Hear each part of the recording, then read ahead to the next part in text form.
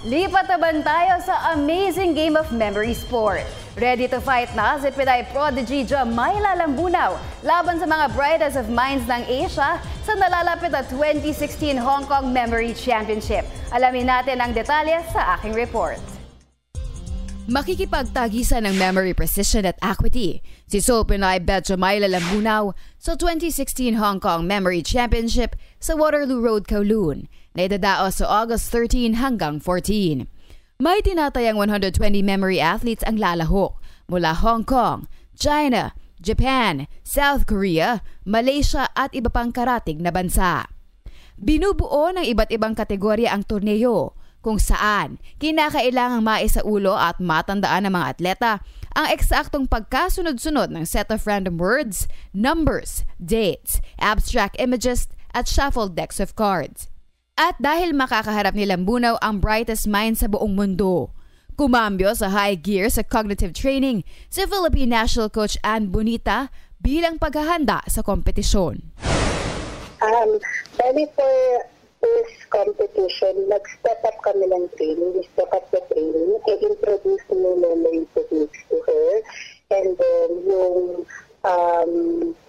during training, yung number of items na she needs to memorize increase within the level. And so far na-attain yan. Yung mga goals namin during training is na-attain na. So, ang ginagawa na lang namin ngayon is nilimaintain namin na hanggang competition yung result na during the training is na-replicate na pa rin or mas mahigitan na pa.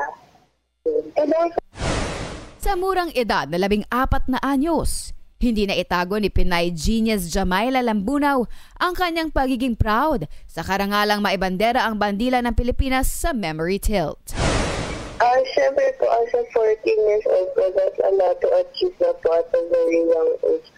So, siyempre po sa lahat-lahat ng medals po nang panalinan ko na po. Siyempre po, sobrang overwhelmed po kasi sa ganitong age ko lang po is I have sobrang dami na po medals, and with that is the privilege to represent and win several medals and titles for the Philippines po. Ibinahagi din sa amin ni Lambunaw na ang kanyang pananalig sa Diyos kasabay ng pagiging mahinahon ang siyang nakapagbibigay sa kanya ng nararapat na focus at kumpiyansa sa pagkopo ng panalo.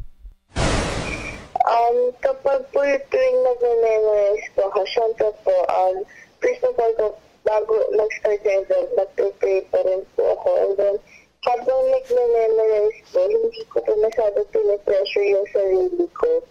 As like, parang tinatuloy ko lang po siya as one of our trainings na nagagawa ko yung best ko. So, yun lang po. Ang junior prodigy na si Lambunaw ay nakapagtala ng 3 world records sa kids division noong 2013 at kabilang siya sa youngest memory athlete na nakakuha ng titulo sa International Master of Memory noong 2014.